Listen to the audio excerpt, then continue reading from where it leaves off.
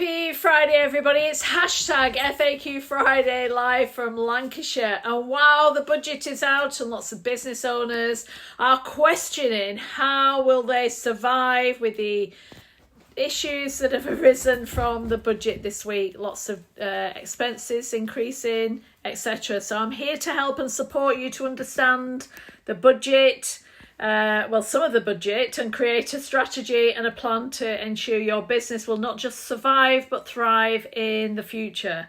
So first of all, what is in the budget and what does it mean to you? So the national living wage for employees aged 21 and over will increase by 6.7% to £12.21 an hour from April 2025.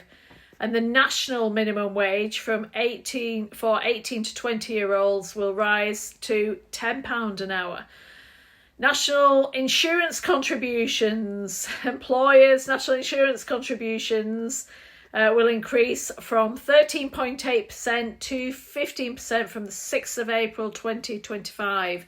And the secondary threshold, the amount at which employers start to pay the national insurance contributions, will be reduced from £9,100 to £5,000 a year from the 6th of April 2025 until the 6th of April 2028, and then it'll be increased by CPI thereafter.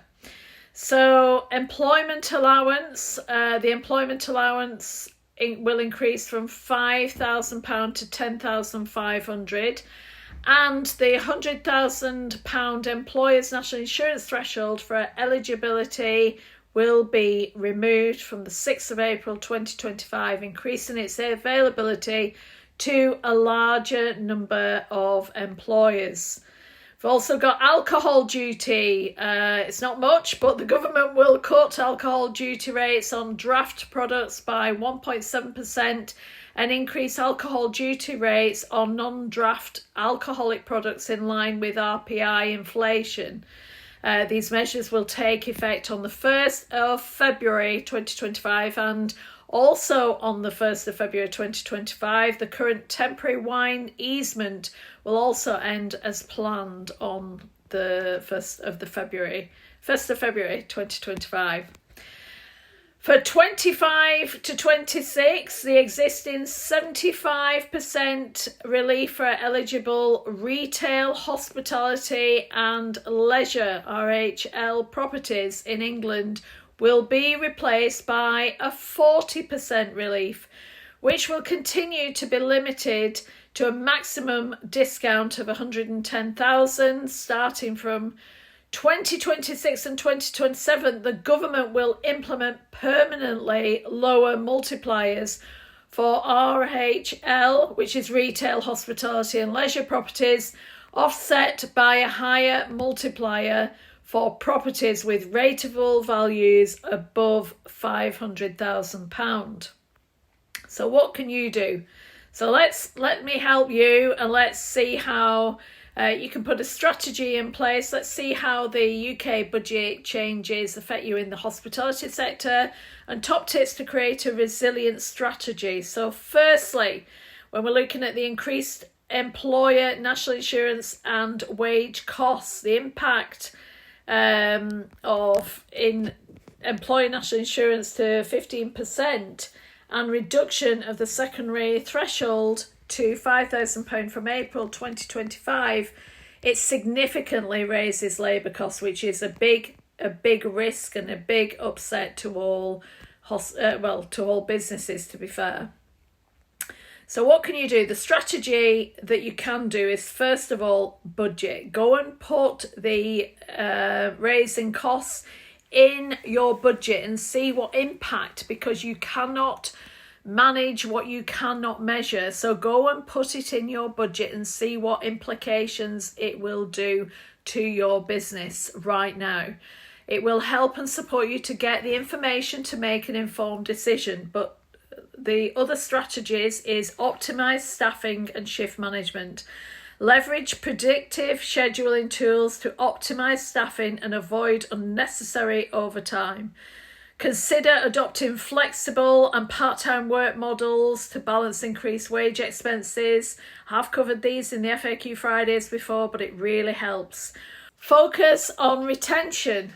You see high turnover costs more in recruitment and training. So invest in your employees' engagement, invest in their development and competitive benefits to retain your staff.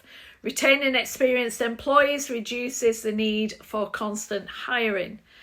And then look at employment allowance. With the increase of £10,500 employment allowance, ensure you're eligible and fully utilising the employment allowance to offset NIC costs for as long as possible. National living and minimum wage increases. Impact is 6.7% increase in the national living wage means a higher payroll expenses. So what's the strategy? Upskill for productivity, train employees to maximise efficiency and productivity, potentially reducing the number of staff needed during peak times. Implement technology. I talk about this all the time. But look at technology for automation in your business where possible. Invest in tech solutions like self-service kiosks if you can, mobile ordering. Lots of businesses already doing that, but see how you can streamline automation, technology to help checking in or to help checking out or to help customers to actually enjoy a better service. Which can streamline your operations and reduce reliance on high staff levels during busy periods.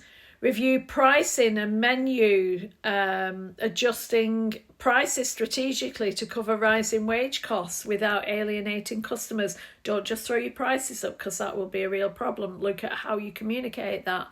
Focus on value-added services or premium offerings to justify any price adjustments. And then looking at the alcohol duty adjustments, you can't really do a lot with regard to this because it's not a big impact. An impact of 1.7% reduction on duty for draft products provides a slight relief, if much. But the RPI-based increase for non-draft products may affect profit margins, so be very aware of that. So the strategy for that is promote draft products. Adjust your drink offerings to promote draft products over bottled or canned. You could use that as a sustainability element, aligning with the duty reduction. So think about how for your environmentally friendly, you should be doing that anyway, but look at ways to communicate it that's different just about the budget. Diversify non-alcoholic offerings, offering a range of non-alcoholic beverages as alternatives, which could help mitigate the increased duty impact on non-draft items. And then enhance in-house promotions, run seasonal or limited time promotions on draft products to encourage more sales in this lower duty category if you can. Now, the reduced business rate relief, the impact for 2025 to 2026, so be aware it's coming and it's not that far off. The retail, hospitality and leisure rate relief will drop from 75% to 40%, adding to property costs. So what is the strategy to that? Well, look at reviewing your property utilisation. Assess your property utilisation and identify ways to optimise space for maximum revenue generation. For instance, consider adding rentable spaces. I do a lot with revenue per square metre in lots of businesses that I work in. So look at every bit of your premises and see how you can use it more to bring in more revenue. You could do it for events, shared working spaces, maximise earnings per square metre, per square foot, whatever works for you. And look at negotiating leases. If feasible, renegotiate leases or seek rent adjustments to reflect changes in tax release and property rate multipliers. Plan for permanent multiplier changes, with a new rate multiplier in 26-27. Prepare for potential cost implications and explore property tax appeals if your property value classification is high. Don't forget the beauty of developing a strategic financial plan, because the impact is massive. The cumulative financial pressures require proactive planning to ensure your cash flow stability, especially at this time of year. So being aware of it. But the strategy is, my goodness, I said it at the beginning, budget. You do the budget. Do it for 2025, but do it now. Put the figures in now. Start now to budget for the wage, the national insurance, and the rate changes, so that they don't come as a big shock in 2025. And monitor your financial performance, ideally weekly or monthly, but definitely at least quarterly, to adjust budgets based on the actual changes. Explore cost-cutting measures. Look for efficiencies in supply chain management, energy use and waste reduction. Each small cost-saving measures adds up under rising expenses. And then financial support and grants. There will be things out there. Ask your Chamber of Commerce. In Cumbria, it's the Cumbria Chamber of Commerce, but ask the Chamber of Commerce. Stay updated on grants or government relief. If there's grants, you could look at Innovate UK, the government, but see what there is out there. Speak to your MPs and see if they can help and support you. But have a look at government relief programs that may help offset some of the increased costs, especially around energy efficiency and sustainability. Don't forget to bring up the customer experience and marketing focus, because amid all these increases, retaining customers becomes the most crucial. It is crucial anyway. But look at, and I've done loads of FAQ Fridays on this, loyalty programs and personalisation. Develop a loyalty program or personalised offers that encourage repeat business, enhancing customer lifetime value.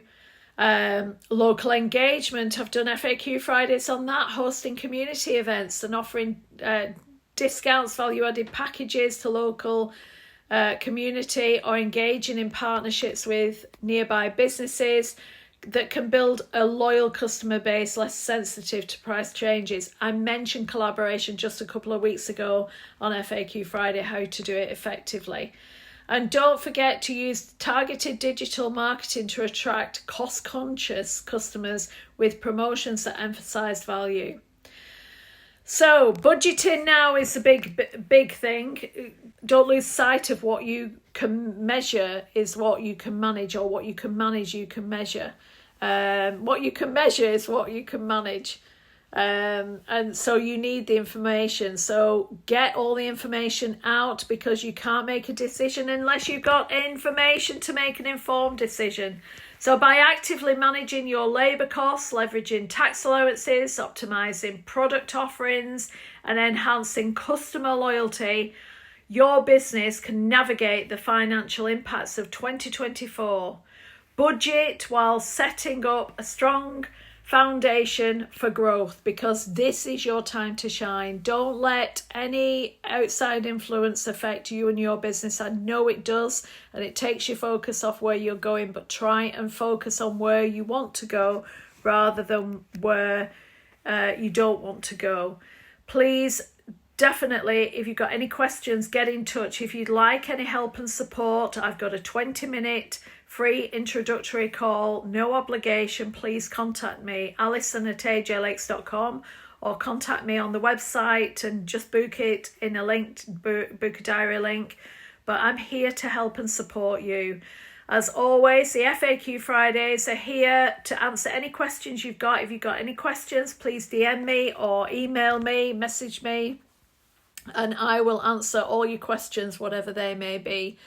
But look after yourselves. Look at it as an opportunity to grow and to work with your team to become more efficient within your business.